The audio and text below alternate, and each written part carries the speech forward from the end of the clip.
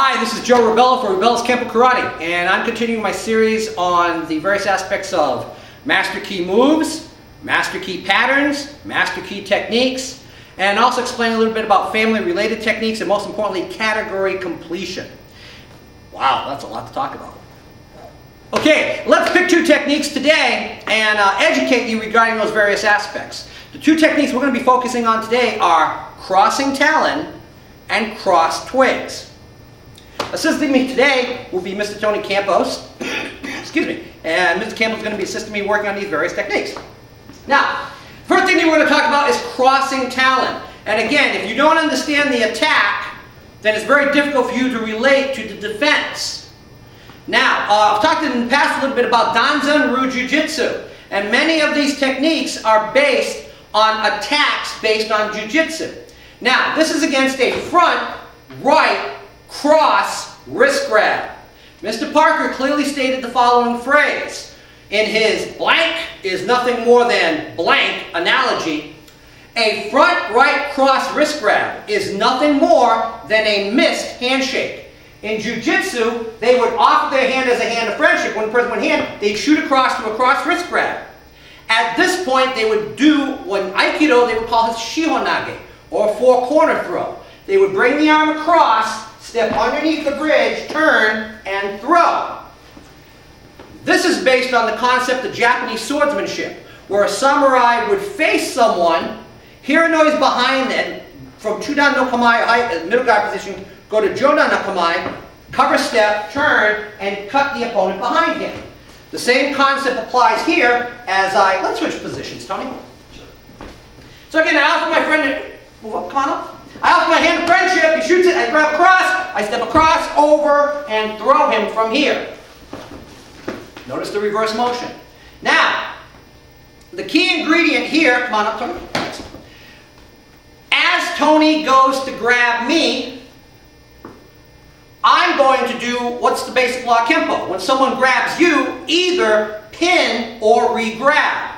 Now, initially we learned the pin version. And you pin from here, bring your hand to vertical position like a vertical outward block, re-grab, come over the top, fulcruming on top of your opponent's arm, execute an outward elbow to his right temple, horizontal heel palm to his face, claw, rip, anchoring your elbow, bring your hand over the top, around and down with an overhead inward elbow. This is the button and this is the lever for the heel palm. Grab the back of his head, execute a right front knee, check his arm at or above the elbow, freezing his skeletal structure, cross and cover out. Now, what we're going to talk about in this technique, first of all, is the figure 8 pattern. If we look, and as I face the camera, I re-grab, I pin, I come across, elbow, heel palm. Look at the figure 8. See the figure 8 here? Again, elbow, heel, palm, claw, and it's three-dimensional. Various elliptical orbits that occur, the changing of the orbits, still adhere to that basic figure 8 pattern. So again, button, lever, rip, button, lever, whack, knee.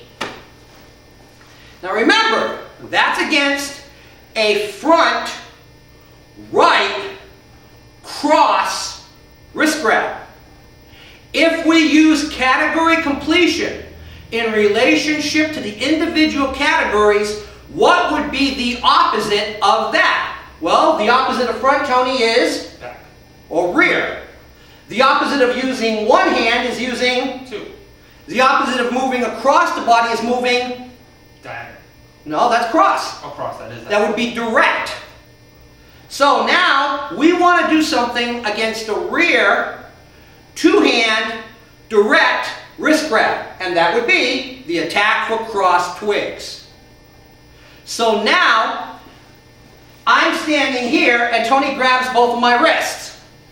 Now, I have heard, release sir, I have heard many individuals say, well, this is a stupid attack. No, it's not stupid. You are for not knowing the attack. Just kidding. But it is true, many people don't know what the attack is. Why? Because this comes from an old Danzan Ryu Jujutsu technique. Now, I'm going to demonstrate this technique, and I'm going to explain to Tony. Tony, basically what I'm going to do, I'm going to pull you back to a sitting position and roll you over on your stomach.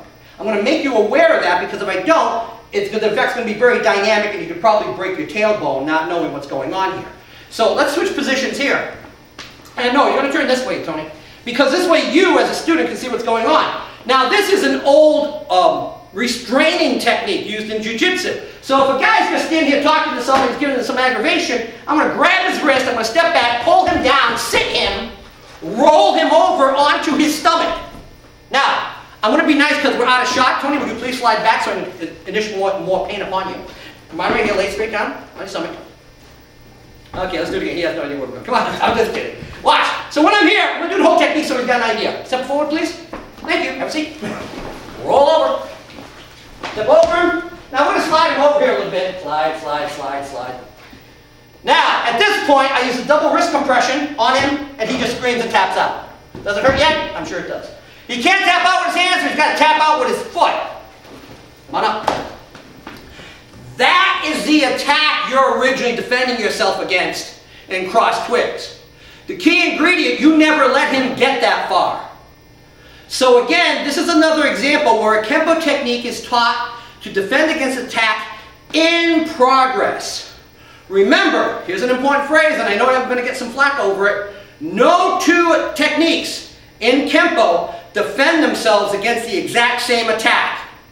I'll repeat that. No two techniques in Kenpo, an American Kenpo system, defend themselves against the exact same attack. Look it up yourself. Take a look at your system. Have any questions, ask me regarding it. But again, this is the attack. So now I'm standing here and Tony goes to grab me. Well, what do you do when someone grabs you? Pin or re-grab? Well, in this instance, obviously we can't pin, so I'm going to re-grab my opponent's wrist. I'm going to step back and collapse the elbow, striking my opponent in the face. Because his objective is to pull me back and down, so I go with the force. I want to switch angles, turn around.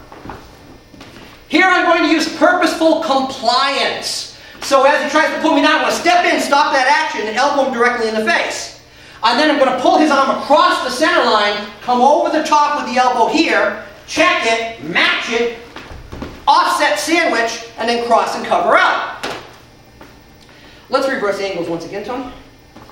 Now, if we look here, he grabs me, I re-grab, I'm going to step back and hit with my right elbow, pull the arm across, come around and strike. Well, guess what? Here's your figure eight again with your right hand once again. In crossing Talon, you did it with your left hand, and now here again, I do it with my left hand once again against an opponent who is attacking me from the rear.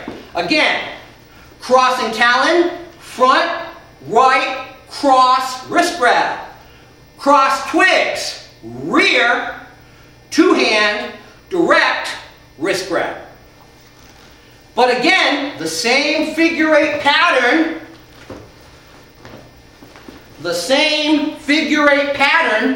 is applied. Except now, when we do button and lever here, as opposed to crossing Talon, on this plane, now,